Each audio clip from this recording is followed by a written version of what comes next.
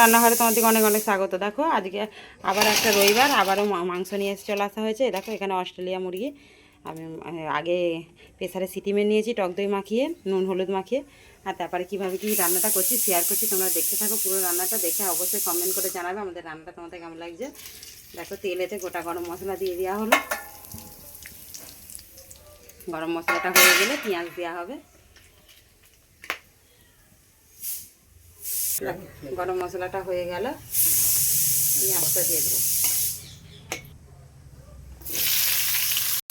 দেখো এবার আদা রসুনটা দিয়ে দেওয়া হচ্ছে, দিয়ে আদা রসুনটা দিয়ে ভালো করে কষা হবে।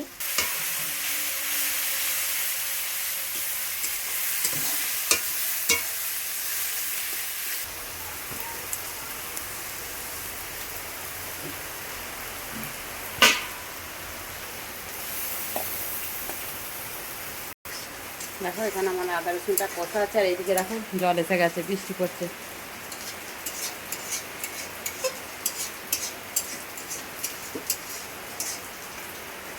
সেই জন্য একটু অন্ধকার অন্ধকার হচ্ছে।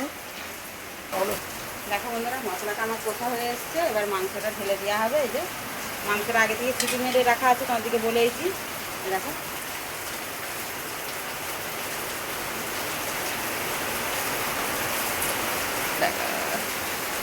বৃষ্টি হচ্ছে।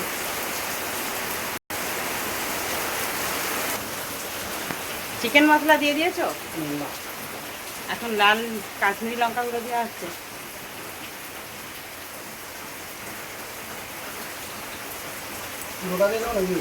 না দেখো বন্ধুরা মাংসটা আমাদের কষা চলছে, কত সুন্দর কালার এসে গেছে। দেখো আর একটু কষে নিয়ে এই যে মাংসেরই জল রাখা আছে এটা ঢেলে দেওয়া হবে, আর একটু জল দেওয়া হবে। দেখো বন্ধুরা চিকেনটা কষা হয়ে গেছে, কত সুন্দর একদম কষে একটু কাই করে নামিয়েছি। খাবার সময় তোমাদেরকে অবশ্যই শেয়ার করবো, তোমরা দেখে নিয়ে অবশ্যই কমেন্ট করে জানাবে আমার এই মাংসটা তোমাদের কেমন লেগেছে।